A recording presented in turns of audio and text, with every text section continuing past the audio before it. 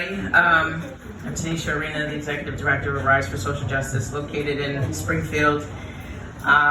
It's an honor to be out here with you all this afternoon rather. And under the circumstances, we've got mask faces and everything. And I'm opted to take off my mask because I want to say what I have to say and be unrestricted. It's no secret about the atrocities that have gone on in Palestine and the fact that our government here in the United States participates in that, and it's reflective of this culture of white supremacy and what we do in the United States. And I think it's important to be real about that and understand what it is in the way that it goes out and infects other parts of the world. And that's, I think, what we can see in Palestine. Like if our dollars here will support the destruction of Black and brown bodies, why would they not support that in other parts of the world? When we look at being a global superpower, whatever that means, what it has meant, how it has changed, we've got to hold our own government accountable and keep resisting and persisting, in this fight. A couple weeks ago, we watched a Black man die on TV, was murdered, right? And if we're gonna say that Black lives matter, they need to matter here, they need to matter abroad, and that's reflected in our local politics, our national politics, because if our government decided that, yeah, we'll fund this in Israel, that happened here. So that's our job to stop that here before it can get out into the world.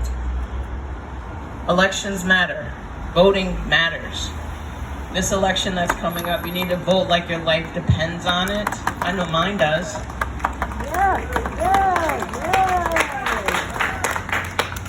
Do your census if you haven't, because that's also a numbers game in the way that our government has set up. Our founding fathers created a system where political power and wealth would be distributed based on total population count, the census, every 10 years. And then in that 11th year, they start drawing lines and districts and things. So ghettos are by design.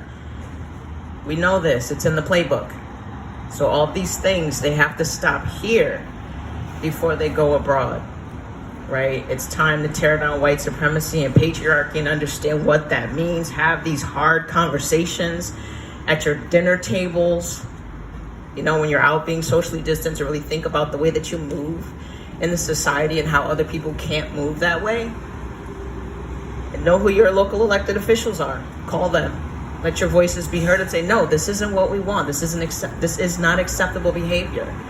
And vote them out. Put people in office who will say, no, we're not going to fund Israel to remove people from their land. That's also something that we've done here. It's the American way. And if we don't want it to be the American way, then let's stop it from being the American way. This is not what we do here. And even if it was what we did, we're not doing that anymore, because our eyes have seen it and we don't like it.